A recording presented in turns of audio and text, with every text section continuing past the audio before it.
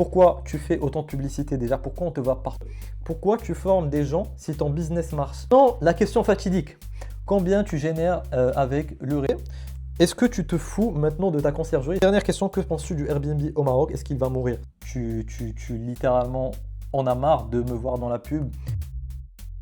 Vous faites ce que vous voulez et honnêtement, c'était la pire erreur de 4,8 sur Airbnb à 4,6. Ces personnes-là ne peuvent pas être des acteurs. On a dû appeler 1000 propriétaires pour en avoir 10. Ça, c'est le jeu. Bon, c'est une vidéo assez spéciale. J'ai pas l'habitude de voir cette vidéo. Si tu me vois dans cette vidéo, c'est que sûrement tu m'as déjà vu dans pas mal de publicités, au point où peut-être tu littéralement en as marre de me voir dans la pub.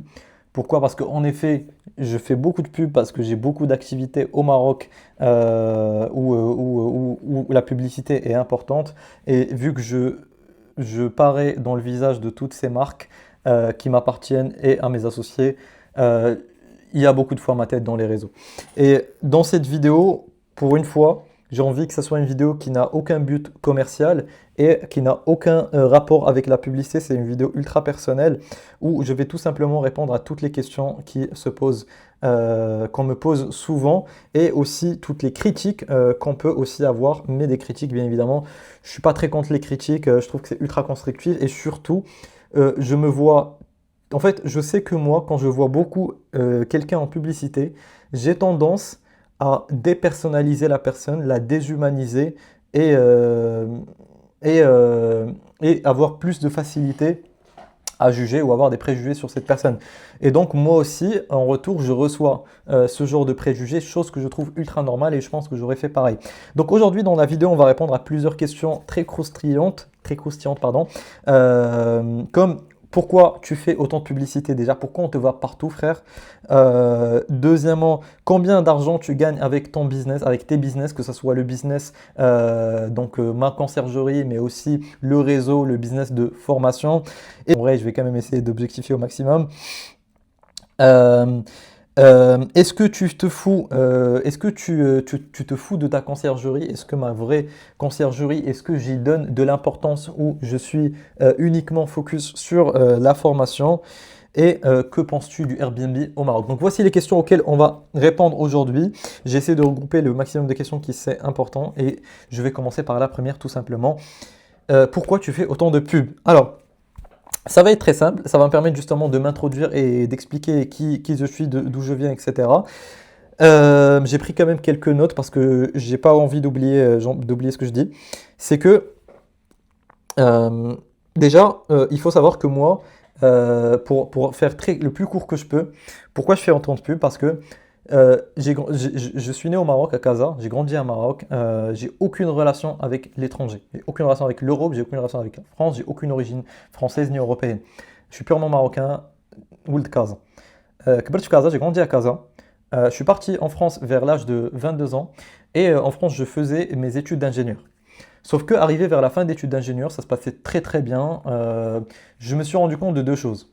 Déjà qu'il y avait beaucoup de choses en ingénierie que l'ingénierie était très très vaste, que le monde de la compétence académique était énormissime et qu'en même temps, c'était impossible d'avoir toutes ces compétences-là.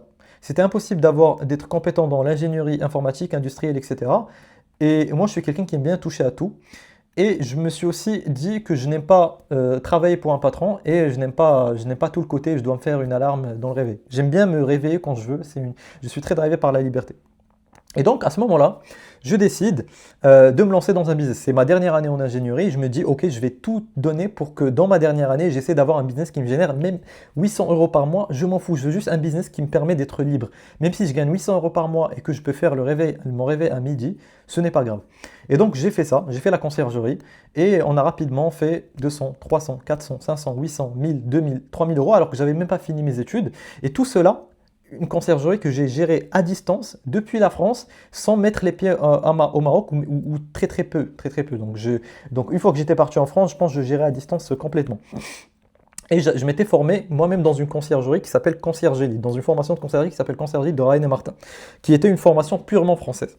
Et le problème, c'est que quand je me suis lancé, tout le monde me disait, tu es jeune, dans ce milieu, il n'y a pas de jeunes, tu es à distance et tu n'as pas de réseau. Le Maghreb, le Maroc, c'est Bak Sahbi. Si tu n'as pas de réseau, tu vas rien faire, donc ça sert à rien d'aller faire ce business, tu vas te casser la gueule. Le marché est saturé, il faut un réseau physique, il faut connaître des gens, tu connais personne, ça sert à rien. Même ma famille me disait ça, même mes amis me disaient ça, et tout le monde me disait, en plus, tu es en train de rater ton stage pour faire ça. En effet, ils avaient raison. Et quand je suis parti au Maroc, j'avais ni raison. Donc je ne pouvais pas trouver de propriétaire, je ne trouvais pas de prestataire fiable, je n'avais aucune idée sur la législation, je savais rien, littéralement rien. Mais en même temps, je pouvais pas faire autrement parce que j'étais têtu. Et c'est là où je découvre ce qu'on appelle la publicité, le marketing, la présence digitale. Je me dis, il y a un monde auquel je n'ai pas accès, qui est le monde de la connexion et le monde du réseau. Je n'ai pas accès à ce monde-là. Je ne peux pas forcer mon accès à ce monde-là, surtout à distance. Il n'y a aucun propriétaire qui me fait confiance, sauf, ben, il y a quand même des propriétaires qui m'ont fait confiance parce que du coup, j'ai dû appeler 1000 propriétaires pour en avoir 10. Mais je voulais avoir 20, 30, 50, 1000 logements. Et c'est impossible d'atteindre ce monde-là sans réseau. Et du coup, à ce moment-là, je découvre la publicité. Et donc, je commence à faire de la publicité pour Oslux, pour ma conciergerie. Et je maîtrise ce domaine-là et j'adore ce domaine parce que, en fait, depuis chez toi, tu peux, avec en fait, les compétences modernes que j'ai, j'accède à un monde dont j'avais pas accès et j'accède à un monde dont les personnes qui ont du réseau n'ont pas accès. Parce que les gens qui ont du réseau, c'est des gens qui sont assez vieux, qui sont traditionnels et qui n'ont pas accès à la publicité. Et donc, je commence à avoir accès à des choses que même les autres n'ont pas accès. Et donc, ça marche pour Oslux. Et après, par ce manque de réseau et par cette frustration de ne jamais avoir eu un réseau, je me suis toujours dit que le moment où j'allais réussir moi-même à avoir ma propre conciergerie qui marche, la première chose que j'allais faire, c'est de développer un réseau. Et ce réseau, ça allait être avec des personnes qui eux aussi n'arrivent pas à avoir ce réseau. Et c'est pour ça que j'ai commencé à former des personnes qui voulaient s'expatrier, qui ne connaissaient personne sur place, des Marocains qui voulaient revenir à leur pays mais qui connaissaient personne, des Marocains présents au Maroc mais qui n'osaient pas démarcher des propriétaires, qui ne trouvaient pas de prestataires. Et c'est comme ça que ça a commencé avec Concierge Elite, avec Ryan et Martin qui eux aussi m'ont formé sur Concierge Elite France et qui m'ont aidé à faire Concierge Elite Maroc. Et d'ailleurs, on était appelé Concierge Elite Maroc, mais de plus en plus, moi j'avais une vision de on veut aller devenir un réseau. Et donc, on faisait tout pour sortir de la formation et d'être un réseau. Et c'est là où on a purement, donc maintenant, on n'est plus connu pour la formation, mais pour le côté réseau, parce qu'on fait des événements physiques. On a des personnes sur chaque ville qui se rencontrent physiquement. On a des prestataires sur place, on a des agences de ménage sur place, on a des propriétaires sur place, on a des locaux. Bref, maintenant, c'est devenu un réseau. Et on s'appelle même maintenant le réseau. On a un réseau de propriétaires, on a un réseau de gestionnaires de conciergerie qu'on forme et on a un réseau de voyageurs maintenant. Et donc, c'est pour ça qu'il y en a cet agglomérat, cet conglomérat et qu'on appelle maintenant le réseau, donc le réseau-emma.com si tu veux trouver sur Google. Et c'est là où est venue cette idée de... C'est pour ça que tu me vois beaucoup sur la publicité parce qu'il y a de la pub pour ma conciergerie, il y a de la pub pour aller chercher des personnes, des gestionnaires qu'on va former pour devenir gestionnaires dans le réseau, pour créer leur conciergerie et devenir indépendants. Il y a de la pub pour aller trouver des propriétaires pour nos gestionnaires. Il y a de la pub pour aller trouver des voyageurs pour le réseau. Et par la suite, on a aussi créé Safka. Safka, c'est quoi? C'est un réseau de mandataires immobiliers qui font... Donc, nous, avec le réseau, on fait de la courte durée. Donc, on forme des conciergeries, des gens à devenir indépendants dans la courte durée, sauf que on a vu qu'il y a un énorme marché dans la longue durée, on a vu qu'il y a un énorme marché dans la transaction immobilière et on a créé alors Safka. Safka, c'est le même principe, c'est un réseau de conseillers immobiliers où on te forme, mais cette fois c'est un principe un petit peu différent, c'est pas un ticket d'entrée, mais c'est plus une redevance mensuelle avec un pourcentage et en fait on te forme pour devenir conseiller immobilier, on t'apporte des propriétaires qui veulent vendre leur logement, on t'apporte des acheteurs qui veulent acheter et toi tu fais un agent immobilier et tu es sous le réseau de Safka. Et tu fais aussi de la longue durée. Et c'est là où naît Safka aussi par le même principe du réseau. Donc voilà, c'est comme ça qu'est né tout simplement ce système de réseau et c'est pour ça que je suis pas mal dans la publicité parce que je suis l'égérie visuelle de toutes ces marques-là. En plus, maintenant, on a créé aussi notre Channel Manager, donc un outil qui automatise la gestion et j'apparais des fois dans cet outil-là. Voilà, donc ça c'est la question 1. Maintenant la question 2, pourquoi tu formes des gens si ton business marche? Tu as ta conciergerie qui marche, tu dis que tu génères 100 000, 200 000 dirhams par mois. Alors pourquoi aller former des gens en conciergerie si ton business marche? D'habitude, je donne toujours la même réponse. J'explique de manière cartésienne que oui, j'ai ma conciergerie qui marche, ça me génère de l'argent. Je gère 70 logements avec Oslux, ma conciergerie, mais par contre, je ne peux pas gérer plus de 100, 200, 300 logements. C'est pour ça d'où est venue l'idée d'aller créer tout simplement le réseau parce qu'il y avait des centaines de propriétaires qui me contactaient chaque mois dans tout le territoire marocain, y compris Marrakech, Tanger, Agadir, Essaouira, Rabat, Casa, et qui me disaient, moi j'ai un logement, est-ce que tu peux me le gérer avec tes méthodologies? Tu es jeune, tu es moderne, j'aime bien ton automatisation, ton optimisation, j'aime bien le côté un petit peu obsédé de l'optimisation et des chiffres. Est-ce que tu peux me gérer mon logement? Je lui disais, non, je peux pas, je suis booké, je suis surbooké. Il me disait, est-ce que tu connais quelqu'un qui a exactement les mêmes méthodologies que toi qui peut gérer pour moi? Et là, je lui disais, ok, je fais de l'apport d'affaires, sauf que je faisais de l'apport d'affaires avec des conciergeries qui étaient déjà existantes, mais qui n'avaient pas du tout les mêmes process que moi. Et donc, les propriétaires n'étaient pas heureux parce qu'ils me disaient, bah, c'est pas les mêmes process que toi, c'est pas les mêmes outils qu'ils utilisent, ils travaillent pas avec Node, ils travaillent pas avec ces méthodologies-là, ils font pas le même marketing que toi. Et c'est là où je me suis dit, alors, je crée, parce que j'aurais pu faire que de l'apport d'affaires, je crée maintenant un process. Au début, je voulais faire une franchise, mais après, je me suis dit, les franchises, c'est galère parce qu'il y a beaucoup de standards de qualité à aller suivre, il faut se déplacer tout le temps. Et je me suis dit, je crée une formation où je te forme avec mes process, je te donne tous les outils que je connais, et en même temps, je te lie avec ces propriétaires-là. Et là, j'ai eu toute ma famille qui me disait, c'est impossible de faire ça, tu vas littéralement dévoiler tes secrets. Et bien évidemment, c'est pour ça aussi que la formation, elle est payante et qu'elle n'est pas, pas à 100 euros, elle n'est pas à 200 euros. Bien sûr que la formation, qui maintenant n'est plus une formation, est payante et qu'elle est, on va dire, pas abordable et on est plus sur plus de 2500 euros, dépendamment des tickets, mais on commence à 2500 euros. C'est parce que tout simplement, si tu gères des propriétaires si tu gères juste 3 logements qui te rapportent 1000 euros par mois, euh, mais en une année, tu fais 10 000 euros. En une année, tu fais 12 000 euros. Donc, même si la formation, elle coûtait 12 000 ou 20 000 euros, tu sais qu'une fois que tu l'as rentabilisé, tu seras en bénéfice toute ta vie, jusqu'à la fin jusqu'à la fin du business. Et ça, c'est juste avec 3 logements.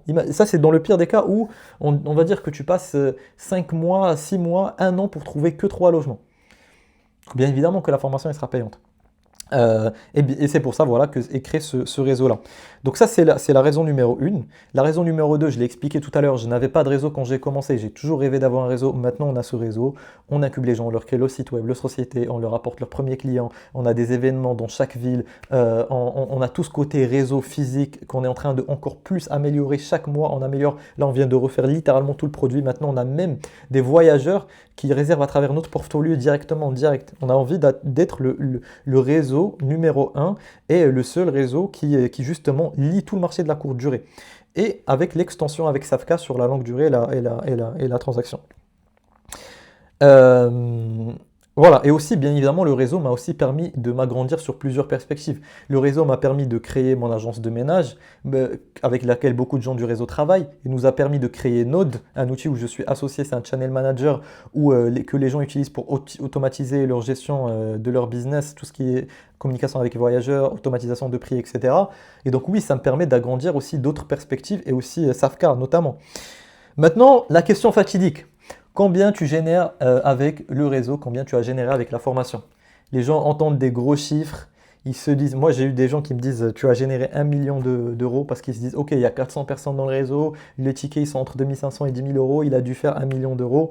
Alors est-ce que j'ai réalisé, combien j'ai réalisé d'argent? Eh bien, je peux comprendre que ça ne va pas être possible, ça ne va pas être crédible, et je vais être sincère, je suis quelqu'un qui aime la liberté. Je suis quelqu'un qui ne lie pas l'argent avec le péché. Je n'associe pas l'argent avec le péché ou le mal. Je sais que beaucoup de gens ont cette croyance-là d'associer les deux.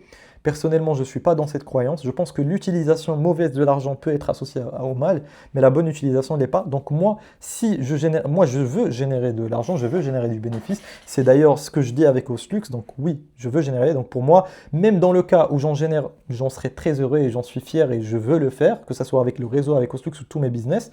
Le but d'une entreprise, c'est d'être rentable, bien évidemment. Même une association doit générer de l'argent pour pouvoir avoir de l'impact. Mais bref, alors c'est dur à savoir, mais jusqu'à maintenant, j'ai quasiment rien touché comme salaire avec le réseau.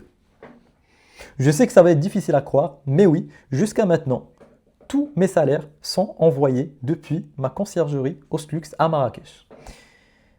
Je ne dirai pas exactement combien je m'envoie par mois, etc. Mais c'est le cas. Et je sais que ça va être difficile à croire, mais je vais expliquer les choses. Alors déjà, bien évidemment, sans rentrer dans les détails, la TVA, elle représente quand même une bonne partie de là où va l'argent. Les impôts, ça tabasse, mais on est content de payer les impôts, il n'y a pas de souci. Maintenant, aujourd'hui, comme tu peux le savoir et tu peux le voir, on n'est pas une simple formation. Si on était une formation digitale, le bénéfice serait énormissime. La marge des formateurs digitales, elle est énormissime. Et c'est pour ça que généralement les formations, c'est de l'arnaque, parce que les gens, quand ils commencent à faire ça, ils commencent à toucher des 90% de bénéfices dans le chiffre d'affaires. Ils s'en foutent d'aller délivrer des clients, ils font que de toucher cette marge-là. La seule manière pour que ta formation ne soit pas de l'arnaque, c'est si tu ajoutes des choses. Donc tu dépenses de l'argent pour ajouter des choses qui font que les gens réussissent plus et donc ça diminue ta marge. Et c'est ce qu'on a réussi à faire et c'est ce qu'on est en train de faire et c'est ce qu'on continue à faire avec le réseau. C'est qu'aujourd'hui, ce n'est pas que de la formation, c'est pas que du digital. Aujourd'hui, tu as littéralement des dizaines de coachs dans le réseau qui sont bien évidemment payés par quelqu'un. Tu as des locales physiques, tu as des leads propriétaires, donc on fait de la publicité constamment, et quand je te dis constamment, c'est genre constamment, et c'est pour ça que tu me vois tout le temps dans la pub, parce qu'on met des budgets astronomiques en publicité pour ramener des propriétaires, on met des budgets astronomiques en publicité pour ramener des voyageurs, on met on a des metteurs en place physiques, des metteurs en place virtuels, et surtout, mais après, je ne dis pas que l'entreprise n'est pas rentable, etc. C'est juste que c'était un choix stratégique jusqu'à maintenant. Jusqu'à maintenant, parce que mine de rien, on vient de commencer qu'il y a 2 ans. Et depuis le début, on fait que investir, que réinvestir dans notre apprentissage et dans l'amélioration du réseau. Les personnes qui ont rejoint le réseau il y a 1 an peuvent vous le dire. Le réseau, qui s'appelait d'ailleurs Concierge Elite il y a 2 ans, avant VS maintenant, il n'y a rien à voir. Maintenant, avant, on n'avait pas notre outil de gestion. Maintenant, avant, les gens ils devaient payer 30 à 40 euros par mois pour avoir un outil de gestion. Maintenant, l'outil de gestion, il est donné. On a un outil de gestion qu'on a créé nous-mêmes qui s'appelle Note, qui est donné. Les sites web, ils sont donnés. La mise en place virtuelle, la mise en place physique, les choses ont changé depuis 1 an. Et pour que les choses changent, il y a un budget à investir. Et nous, aujourd'hui, notre stratégie a toujours été simple dès le départ. Que ce soit moi et mes associés dont je suis énormément reconnaissant, on a toujours gardé les pieds sur terre et on a toujours privilégié le long terme. On s'est toujours dit, on n'est pas là pour faire un braquage, on aime ce qu'on vit et on veut le vivre pendant longtemps. On aurait pu faire un braquage, pour être honnête, et partir à Bali, partir à Bali et genre, ne rien faire. On a décidé d'investir et de réinvestir dans notre pays pour améliorer les choses, pour contribuer à l'agrandissement du réseau, pour contribuer à la réussite de nos membres, qui d'ailleurs, alhamdoulilah, réussissent très très bien pour une grande majorité. Et surtout, on a beaucoup investi pour créer aussi le réseau Safka, qui est l'extension du réseau qu'on a de gestion, parce que sur Safka, on fait aussi de la longue durée et de la transaction immobilière. Et pour vous dire, pour avoir un réseau qui fait ça, vous pouvez aller voir les investissements des gros réseaux en France comme IAD, Safety, etc. Il faut de l'investissement pour faire ce genre de réseau. Et aujourd'hui, pourquoi c'est une démarche stratégique pour le long terme? Parce qu'aujourd'hui, quelqu'un qui nous rejoint sur le réseau, si demain, il se dit, OK, je veux agrandir et diversifier mon business, et qu'il veut générer des 100 000, 200 000 dirhams par mois, il va pouvoir aussi rejoindre Safka. Et donc quand il rejoint Safka, il a un empire dans l'immobilier. Et en ayant cet empire dans l'immobilier, cette personne-là est toujours avec nous. Nous, on est toujours avec elle et on dure dans le temps. Et aujourd'hui, il y a beaucoup de gens qui disent « Ouais, la courte durée, c'est une bulle, ça va exploser ». On ne sait pas si ça va exploser ou pas. Moi, je sais que ça ne va pas exploser parce qu'on dit la même chose sur Paris, sur les US, sur Dubaï depuis longtemps. Les grands sont toujours là, c'est juste les petits qui disparaissent malheureusement. Nous, on va faire partie des grands parce qu'on fait tout pour en faire partie et nos gestionnaires aussi. Mais je sais que quand tu as un réseau ou quand tu fais de la courte durée et en même temps tu fais de la longue durée, en même temps tu fais de la transaction, tu es très difficilement enlevable du marché. Parce que quand la courte durée baisse, la longue durée augmente. Quand la longue durée baisse, la courte durée augmente. Et quand les deux baissent, les gens vendent leur logement et donc la transaction augmente. Donc on a toujours un endroit où aller. Et c'est pour ça que le mix de Safka et le réseau, c'est pour nous, pour moi, le meilleur investissement qui a été fait. Et c'est pour ça qu'on n'a pas réalisé de gros bénéfices. Par contre, si demain on gère bien notre système et on réalise des bénéfices, bien évidemment qu'à la fin de l'année, moi et mes associés, on va prendre des dividendes qui vont nous récompenser sur des années d'acharnement et sur des années de travail.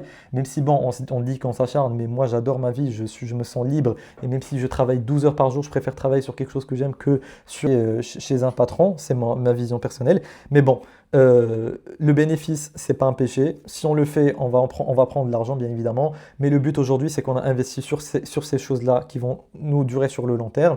Et surtout, pour être honnête, j'ai dit que j'ai pas touché beaucoup d'argent sur le réseau, mais pour être honnête, on a payé quand même beaucoup de choses en frais de société qui nous ont permis d'apprendre énormément de choses. On a payé des prestataires, on a payé des conseillers, des consultants qui nous ont aidés dans le marketing, qui nous ont aidés dans la publicité, dans le commerce, dans la partie commerciale, dans la partie product, dans la délivrabilité. On a payé beaucoup de formations pour nous former nous-mêmes, améliorer notre réseau. Et pour moi, cet apprentissage-là, il vaut énormément d'argent et je sais que demain, si quelque chose se passe et que il y ait moins d'argent, bah, cet apprentissage-là a une valeur aussi. Donc voilà, ça c'était sur la question de l'argent. Je tenais à vraiment y répondre complètement. On n'a pas 100% de réussite, mais le truc le plus facile pour savoir si quelque chose marche ou pas, c'est que tu regardes sur Internet. Aujourd'hui, on vend quelque chose où les personnes à qui on a vendu, ils sont publics. C'est des conciergeries. Il y en a qui sont dans les réseaux. Il y en a qui, leur site web, il est présent. Leur Airbnb, il est présent. Ça ne peut pas tous être des acteurs. Toutes ces personnes-là ne peuvent pas être des acteurs. Les propriétaires qui donnent leur logement à ces personnes-là ne peuvent pas être des acteurs. On n'aurait pas pu payer tous ces gens-là. Je te donne un exemple. Magélis Conciergerie, tu peux la trouver sur Internet, sur Instagram et sur Airbnb. MyHost sur Casablanca et Marrakech. Casbah Host de Omar qui est sur Agadir. Chameau et Conciergerie qui est présente sur les réseaux sociaux. Chloé et Hicham. Shaima à Agadir qui est présente aussi sur les réseaux. Qui d'autre Carpe Diem Agency de Marwa, elle est présente sur les réseaux sociaux. Elle poste des choses. Ils ont des sites web, ces gens-là. Hostelite de Julien et Maxime sur Casa. My Guest Conciergerie de Driss qui a des logements incroyables. Beichi qui sont présents sur les réseaux sociaux. Là, je te parle de gens qui sont connus sur les réseaux sociaux. C'est des gens que tu peux vérifier. Amayam de Mustafa Al-Alami qui partage littéralement ses revenus dans le réseau. Il ne le fait pas pour nous, il le fait pour lui-même. Beichi EA de Ibtissam sur Tanger qui a juste tout arraché sur Tanger en l'espace de 3 mois. Il a 10 logements sur Tanger. Et en même temps, on a une personne qui sur Tanger était venue, avait réussi à avoir 7 logements. Pour être honnête, elle avait mal géré ses logements. C'est un exemple que je peux donner. Elle avait géré mal sa gestion propriétaire. Et donc, elle payait beaucoup de choses aux propriétaires qu'on lui disait de jamais payer. Et donc, elle n'était pas bien rentable. Elle faisait 1000 dirhams par mois. Donc, avec 7 logements, ça lui faisait que 7000 dirhams par mois. Et elle pensait que ça ne marchait pas et que ça ne marchait pas sur Tanger. Et c'est pour ça que la perspective de ça marche ou ça ne marche pas, elle est très différente d'un point de vue à l'autre. Alors qu'on lui a dit 30 000 fois, ne paye pas des choses pour le propriétaire. C'est pas ta responsabilité de ton conciergerie. Maintenant, on est plus exigeant sur ça. Avant, on aimait bien donner plus de liberté. Maintenant, on le donne aussi, mais c'est juste qu'il y a des choses qu'il faut respecter à 100%. Et pourtant, dans ce point de vue à elle peut dire que ça ne marche pas, et je la comprends. Mais aussi, on a en même temps beaucoup de gens sur Tanger, dans la même ville, qui jusqu'à maintenant réussissent à faire des chiffres hauts. Et en vrai, même 7000 dirhams par mois, au bout, avec 7 logements, où tu fais 14 logements, tu as 14 000 dirhams par mois, au bout d'1 an, tu as quand même 15 000 euros. L'année prochaine, tu augmentes le nombre de logements. À un moment, tu vas comprendre qu'il faut optimiser ta gestion tarifaire. Il y aura un moment où tu vas arriver quand même à faire des 500 000 dirhams sur l'année. Donc de toute façon, ça allait quand même marcher, mais c'est juste pour expliquer que la perception, elle peut être normale, mais c'est simple pour savoir si quelque chose marche ou pas. Moi, je te conseille de faire quelque chose qui est ultra simple, c'est de tout simplement taper sur Google les noms des personnes qui ont été accompagnées, voir si ça marche pour eux ou pas, leur poser des questions si tu veux, regarder le site web, ils sont sur Instagram, c'est des personnes qui ça marche. Arc Conciergerie sur Marrakech, Canal Conciergerie sur Casa, bref. On est aussi passé à la radio, on passe à le matin. On est là surtout pour le long terme, encore une fois. Donc je pense que si on était là pour faire un bac, ça s'aurait su. Et comme j'ai dit, bien évidemment, il y a des personnes à qui ça ne réussit pas. Moi, je prends l'exemple de, par exemple, Somakiz, qu'on a accompagné, qui au début qui vraiment se donnait vraiment bien. Euh, C'était un petit peu compliqué pour eux à un moment, ça marchait pas très bien. Ils avaient du mal avec les propriétaires. On a poussé avec eux. Maintenant, vous pouvez aussi les retrouver sur les réseaux Somakiz. Ils ont des logements extraordinaires, ça marche bien pour eux. Je viens de recevoir un message de Mama aujourd'hui qui me remercie par rapport à comment on l'a poussé. Donc, ça marche. Il y a des personnes à qui ça marche moins qu'on aide pour que ça marche, et il y a des personnes bien évidemment à qui ça marche pas. Certaines de ces personnes acceptent que c'est pas notre faute, c'est que malheureusement c'est pas fait pour eux. D'autres personnes peuvent dire que ça marche pas. Et c'est normal pour nous, on accepte ça, c'est le jeu. Ok. Est-ce que tu te fous maintenant de ta conciergerie? Est-ce que maintenant qu'il y a le réseau, il y a Safka, est-ce que tu donnes toujours de l'importance à ta conciergerie, au Slux ou pas? Alors, je vais répondre sincèrement à ça. La réponse est oui, je me focus sur ma conciergerie et plus que jamais au Slux. Pourquoi? Parce que ça me permet de rester dans le terrain. Ça me permet de toujours savoir quels sont les problèmes dont passent les conciergeries aujourd'hui et du coup de pouvoir aider, que ce soit les coachs qui sont dans notre écosystème et que ce soit aussi les élèves quand des fois ils me posent des questions. Euh, mais aussi surtout parce que ben, ça reste littéralement ma stabilité financière. Aujourd'hui, s'il y a un business qui peut me permettre de dormir bien la nuit, c'est ma conciergerie. La conciergerie, on parle de revenus récurrents. C'est pas des frais, c'est pas des revenus que tu touches une fois et que tu dois faire du marketing pour les retoucher. Non, c'est du MRR, c'est du Recurring Monthly Revenue. Ça veut dire que c'est ce qui fait valoriser une entreprise chez des investisseurs. Ça veut dire que si demain j'arrête le marketing, si demain j'enlève tous les salariés que j'ai, si demain je te coupe tous les coûts, je vis de ma conciergerie, je peux dormir tranquille et je fais 100 000 dirhams par mois. C'est le business qui permet de dormir tranquille. Donc, bien évidemment que je ne vais jamais lâcher ma conciergerie. Et je sais qu'il y a beaucoup de personnes qui, une fois qu'ils se lancent dans la formation, ils arrêtent leur conciergerie. Et c'est la pire erreur à faire parce que ben, le jour où. Bref, important une conciergerie. Mais par contre, je dois l'avouer, il y avait un moment, en effet, où j'ai un petit peu lâché la conciergerie. C'était 2 mois où on avait en même temps fait un webinaire, c'était notre premier webinaire, donc on avait pris beaucoup de gens sur le réseau, donc il fallait délivrer genre de manière 10 fois plus intense qu'avant et on n'avait pas autant de coachs que maintenant, donc il fallait faire 10 fois plus de travail pour délivrer à ces gens-là. Et de deux, c'était la période où on était en train de lancer Safka aussi, de la préparer, donc j'étais ultra débordé. Il y avait 3 gérants en même temps qui géraient ma conciergerie. Et je leur avais dit, les gars, vous faites ce que vous voulez. Et honnêtement, c'était la pire erreur de ma vie parce que pendant cette période-là, on est passé de 4,8 sur Airbnb à 4,6. On a eu beaucoup de résiliation propriétaire à cette période-là. Heureusement, heureusement, il y a un moment où il y a eu Badr et HM qui sont venus et qui ont sauvé la donne. D'ailleurs, Badr qui maintenant a sa conciergerie avec Clément Rostoria sur Marrakech, qui s'est envolé de ses propres ailes, mais qui est excellente sa conciergerie. Mais HM, franchement, qui maintenant est le directeur et l'associé que j'ai sur Oslux, et vu qu'il est associé, ben en fait, il se donne à fond. Et aussi, je suis toujours maintenant dans le terrain. Avant, il y avait un moment où j'étais un petit peu moins. Maintenant, je suis dans le terrain, je sais ce qui se passe dans ma conciergerie et je lui donne autant d'importance qu'au début. Mais c'est vrai qu'il y avait un moment où ça avait lâché. Et je ne vais pas mentir, il y avait un moment où j'avais inconsciemment, je m'étais convaincu inconsciemment que si j'améliorais ma conciergerie à moi, c'était injuste pour les membres du réseau.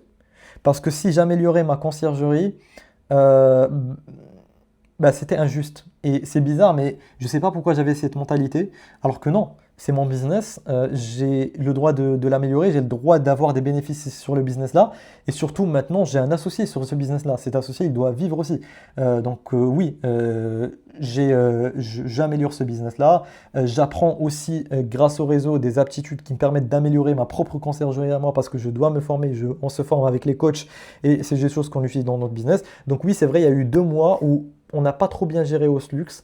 Maintenant, les process qu'il y a sur Oslux, la culture d'entreprise, elle est juste incroyable. J'adore l'équipe Oslux. Je sais que HM, il fait un travail énormissime avec Oslux où il sort toujours avec les prestataires. C'est une famille chez Oslux et on a des standards de qualité qui sont énormissimes. On travaille en plus avec des propriétaires qu'on adore. On n'a pas les propriétaires qui sont un petit peu embêtants.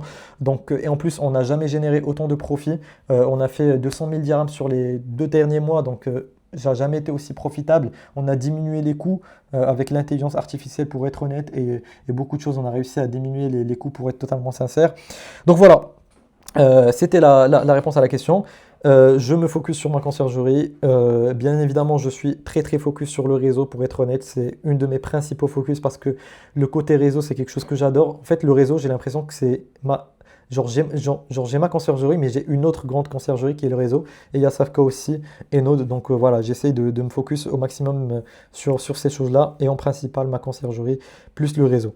Dernière question, que penses-tu du Airbnb au Maroc? Est-ce qu'il va mourir? Ça, c'est une question qui est importante. Alors, le Airbnb au Maroc, est-ce qu'il va mourir?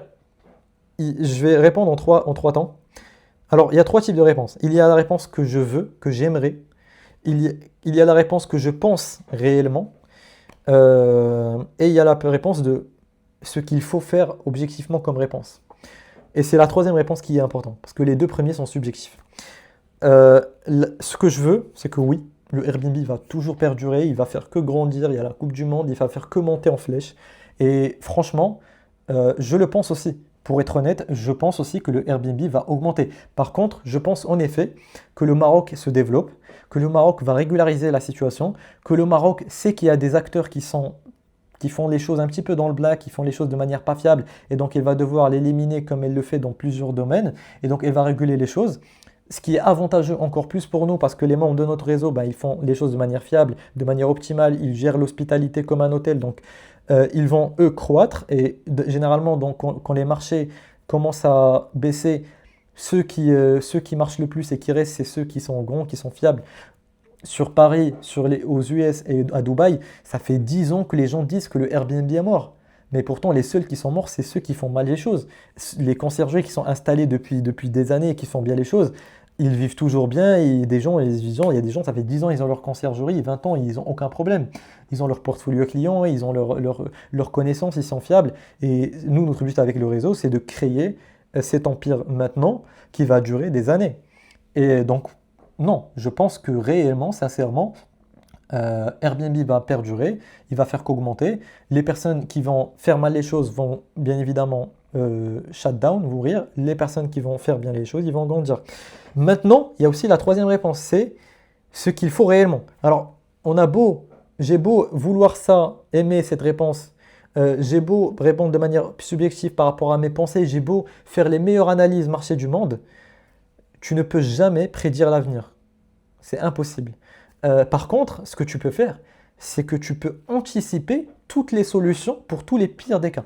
Alors, le marché de l'immobilier, il est toujours en évolution. Il y a des fois où il hausse, il y a des fois où il baisse, il y a des fois où il est en moyenne. Et c'est pour ça qu'avec le réseau, on a Safka. Quand on a le réseau et Safka, c'est qu'avec le réseau, on a toute la partie courte durée qui marche le mieux et qui va marcher le mieux pendant des années et qui te ramène des revenus assez conséquents et stables. Et en même temps, on a avec Safka la location longue durée et la transaction immobilière. Et qu'est-ce que cela veut dire? Dans le marché de l'immobilier, quand la location courte durée hausse, la location longue durée, elle baisse. Quand la location courte durée, elle commence à baisser, parce qu'il y a beaucoup d'offres en courte durée, la location longue durée commence à hausser. Et donc, dans ce cas-là, les gens qui sont dans le réseau, ils ont accès aussi à Safka. Et donc, ils commencent à, même dans le cas où demain, la location courte durée, elle baisse un petit peu, quand je dis baisse, ça ne veut pas dire que tu vas perdre tes logements, ça veut dire que juste le revenu par logement va baisser. Eh bien, on aura la longue durée qui sera toujours là. Et dans le cas où les deux baissent, eh bien, la transaction, quand le marché immobilier baisse, les propriétaires, ils commencent à vendre leur logement. Et bien dans ce cas, la transaction immobilière, elle commence à hausser. Et donc, nos conseillers qui sont dans le réseau, même dans le pire des cas, même si je sais que ce cas n'arrivera pas, parce qu'encore une fois, j'ai donné l'exemple de Paris et les US que généralement le Maroc suit, mais même dans ces cas-là, on a un système, un écosystème qui est solide, une carapace qui est solide, qui nous permet d'avancer. Et c'est pour ça qu'aujourd'hui, moi, j'aime bien travailler par la pensée et réfléchir et analyser le marché. Et je sais que ça ne va pas arriver, mais j'aime bien toujours aussi avoir des carapaces et me dire que, ok, dans le pire des cas, qu'est-ce qu'on fait? Et c'est pour ça que Safka est là. Après, Safka n'a pas été né parce qu'il y a ça. Safka est né parce qu'il y a un énorme marché dans la transaction et dans la location longue durée dès maintenant. Il y a beaucoup de transactions immobilières. Nos conseillers, on leur donne un énorme marché quand on leur donne les trois. Donc voilà. J'ai répondu à toutes les questions. J'espère que j'essaie d'être le plus authentique, de ne pas passer par quatre chemins. J'ai été la personne que vous voyez dans la publicité, je l'ai mis là. Là, vous avez eu Reda. Voilà, c'était des réponses personnelles, sincères, authentiques. J'espère que j'ai répondu à toutes les questions. En tout cas, si vous avez d'autres questions, posez-les dans les commentaires et on se dit à très